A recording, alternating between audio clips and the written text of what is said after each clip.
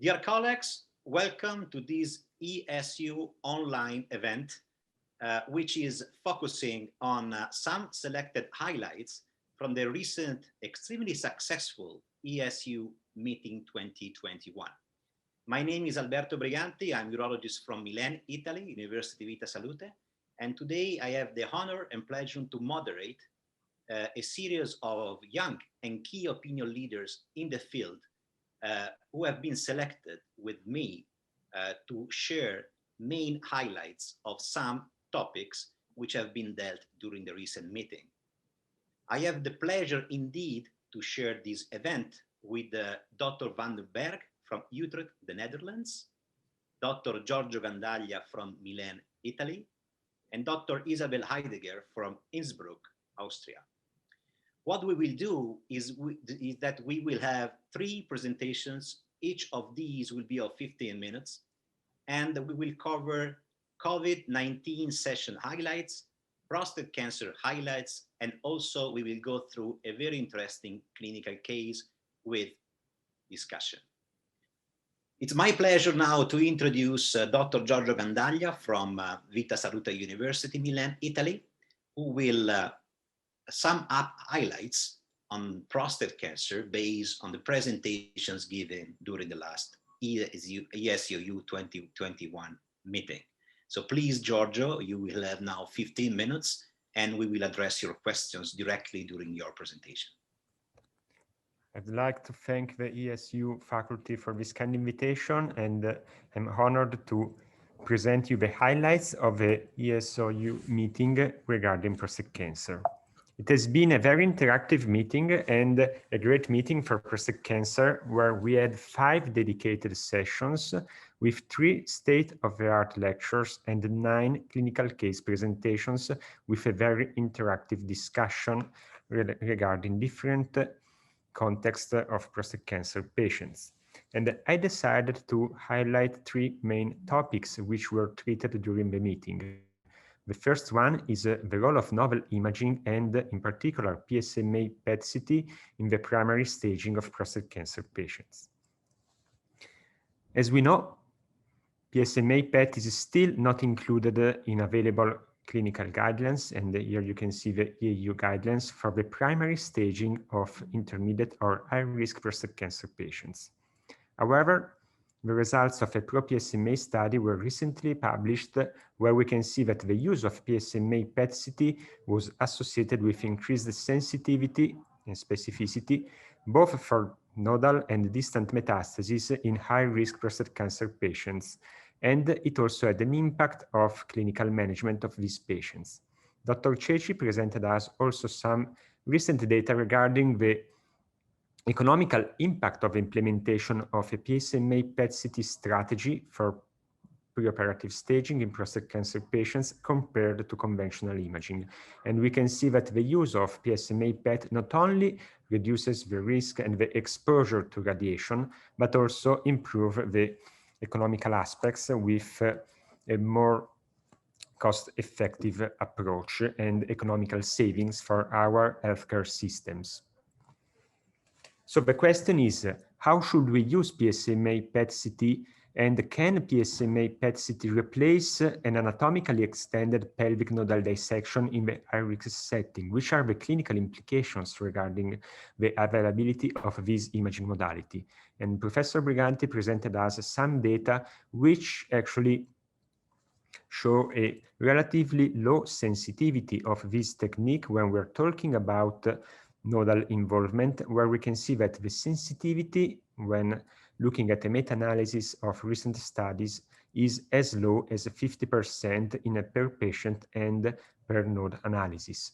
And this is mainly based on the fact that the PSMA PET-CT is unable to detect nodal metastases which are smaller than 3 millimeters in size, and this can be as many as 20% of metastases in patients undergoing an extended pelvic nodal dissection. So the micrometastatic disease is not detected by these imaging modalities, this imaging modality, and the implication is that if we have a patient with a negative PSMA PET-CT, we should not skip a staging extended nodal dissection, since the sensitivity is again low.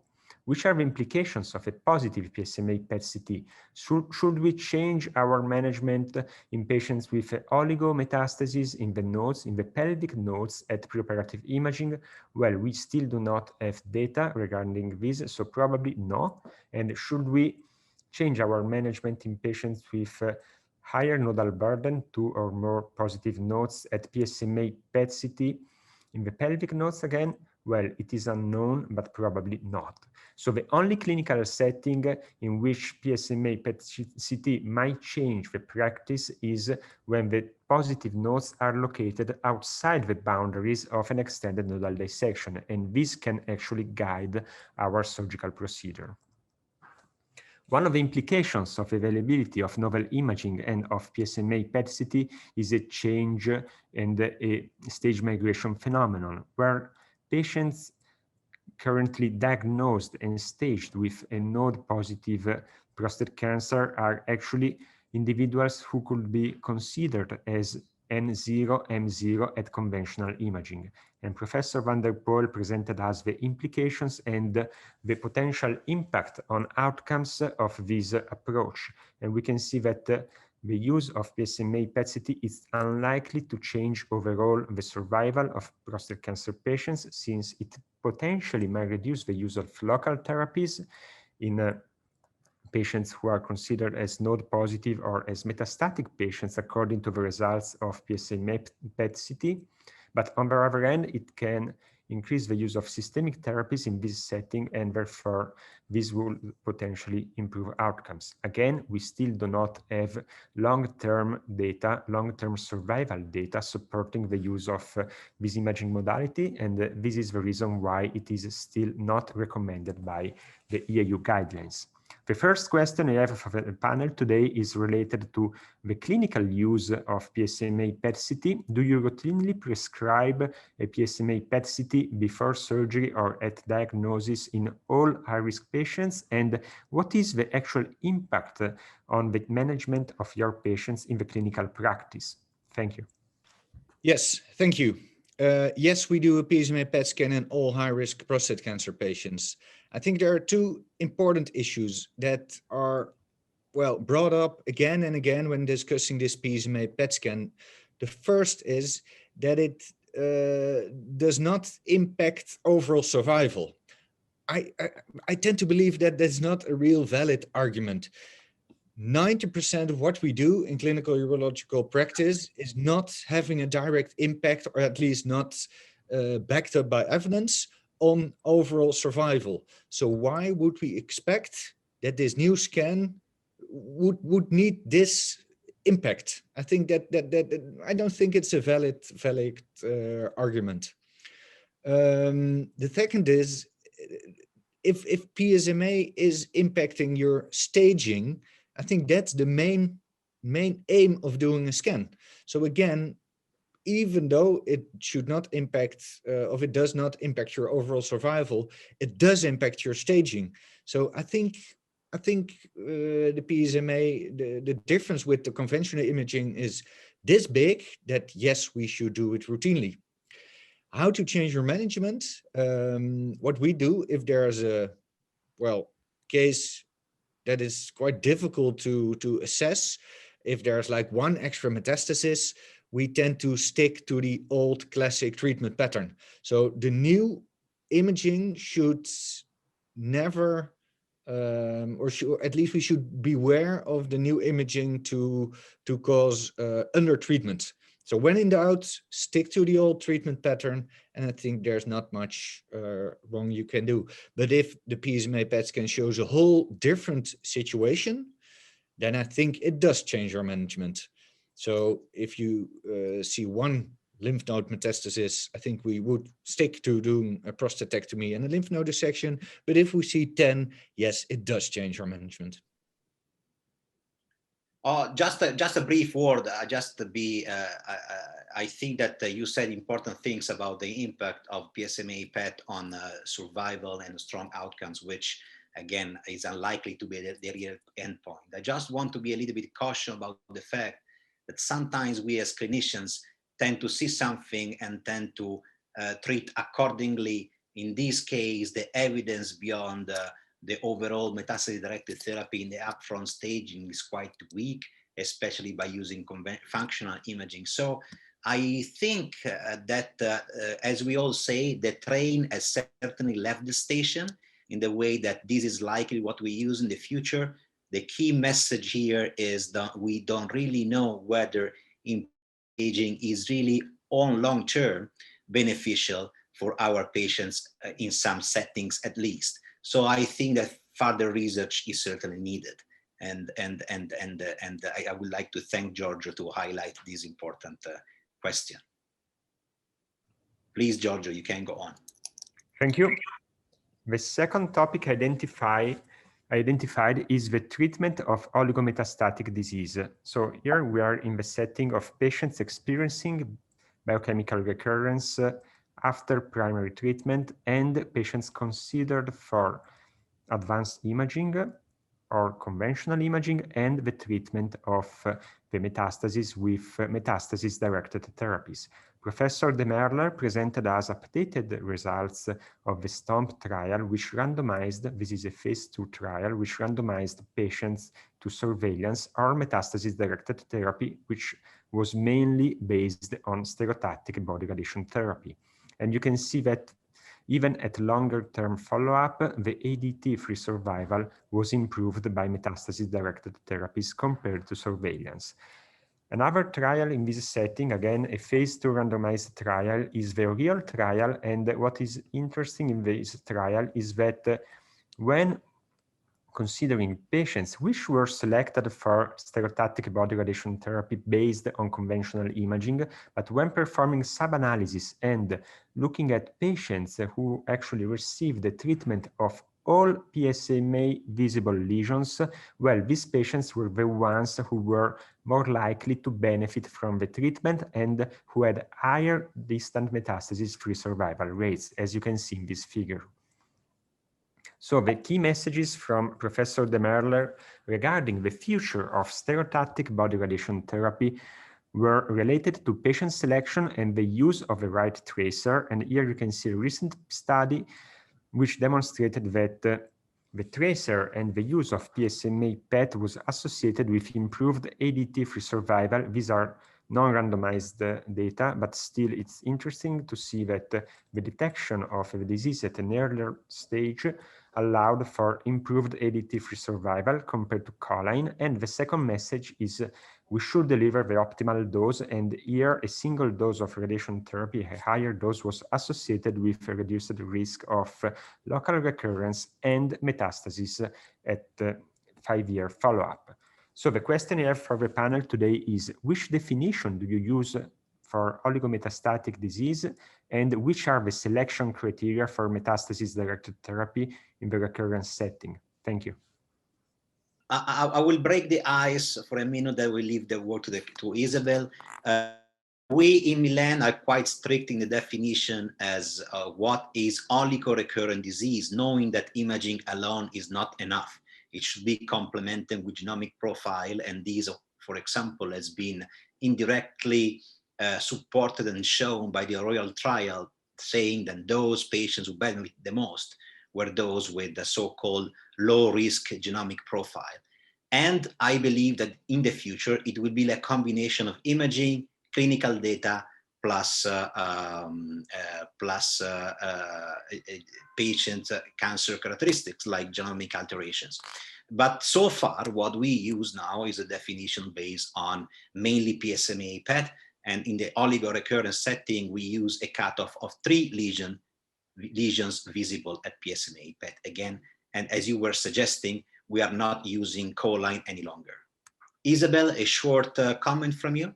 Yeah, we in Innsbruck also don't have strict criteria. We use more or less the charted criteria, but I think it's still an individualized patient approach. We have to consider the metastatic load, where the metastasis, how large are the metastases, how old is the patient, or how is the performance status. And I think it's important that we have to have a look how the metastatic disease was defined by which imaging. I think 4 lesions in PSMA PET CT, for example, are not comparable to 4 lesions in CT. So I think it's really important to use, when you go for metastatic directed therapy, to use the best imaging that we have. And now this is for sure PSMA PET CT. From the molecular biology, we know that metastases cannot only originate from the tumor, but we have also the concept that metastases can originate from metastases, and therefore I think it's important that we can remove, if we go for such an approach, all metastases to really have a biological impact. We know that local therapy from the primary tumor and also from the metastatic lesions may alter the tumor biology as a result, resulting in the breast growth. But it's important, again, that we have to, can remove all metastases.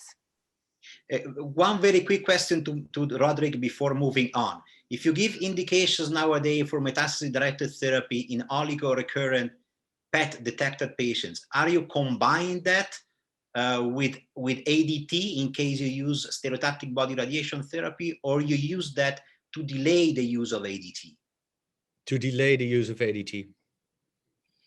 Okay, I think this is another hot topic which will likely be addressed by prospective studies. So I think, Giorgio, we can go on. Thank you. Thank you. So the last part of my presentation will focus on the role of genetic testing and somatic alterations to guide targeted treatments in advanced disease. And we had the pleasure to listen to the 2 very nice presentations. The first one by Dr. Knudsen, presenting the role of genetic testing in prostate cancer. And we know that the incidence of germline mutations in prostate cancer can be as high as 20% in metastatic disease, and it is approximately 5% in patients with localized disease. And here you can see the indications for testing in different settings. In metastatic patients, where genes such as BRCA1, BRCA2, or ATM and their mutations can guide the management and can guide, as we will see later, the use of PARP inhibitors and other therapies.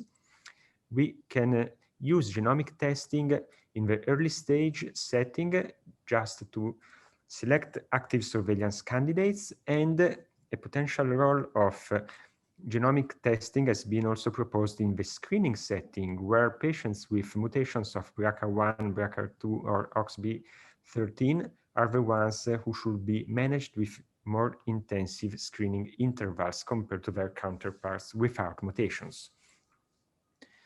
Therefore, here you can see a slide which summarizes the available guidelines regarding the role of genomic testing in prostate cancer patients. And you can see that more or less all guidelines are concordant in recommending the use of genomic testing in metastatic patients. And you can see that this testing, as we were saying, can guide the management of patients also in other settings. So they are central in treatment, risk assessment, and hereditary cancer evaluation. And a close collaboration is needed between genetics, urology, and oncology to optimize patient management. When we're talking about metastatic disease, actionable mutations are present in a certain number of patients and in up to 25% of metastatic castration-resistant prostate cancer patients, where we can see DNA repair pathway alterations.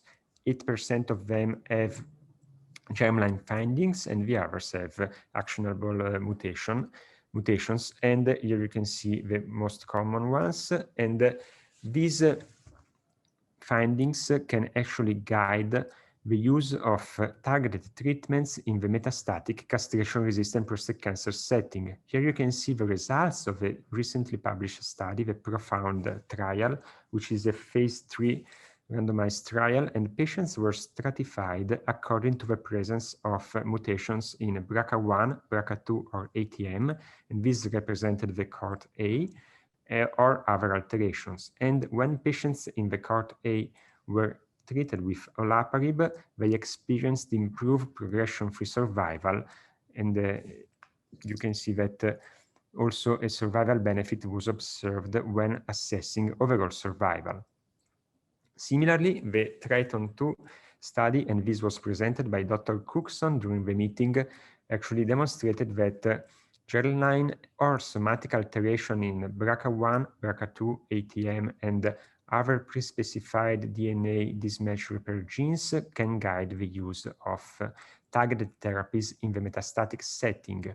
And this is, again, a phase 2 trial where actually patients were selected according to the presence of mutations in DDR genes, and the treatment was delivered accordingly, and the authors observed a benefit associated with administration of Olaparib, in patients with alterations. And this is my final slide, just to show that biomarkers and genetic testing are already in the treatment pathway of prostate cancer patients, where we can deliver targeted therapies such as Olaparib or other therapies in the metastatic castration-resistant prostate cancer setting, when genetic testing identify patients who are more likely to benefit from these approaches.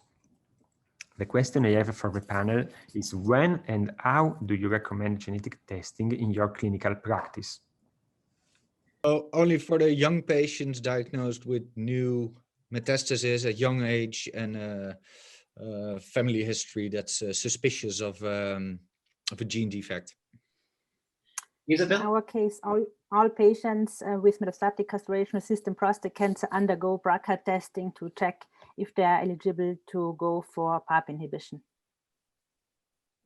Excellent. Thank you very much. I think this is indeed a great field of development and on new data. And I think that germline mutations will be tested more and more, even in the more localized setting of the disease. And we are certainly waiting for more data, but some guidelines still already suggest the use of or assessing germline mutations even in the localized high-risk disease, especially in presence of family history. So thank you very much to you all. Thank you very much to Giorgio. It was a very nice and comprehensive review and a highlight of the session of prostate cancer during our last meeting. And thank you for leading the discussion. I think it was very informative for all of us, and I hope you all enjoyed our discussion. Thank you again.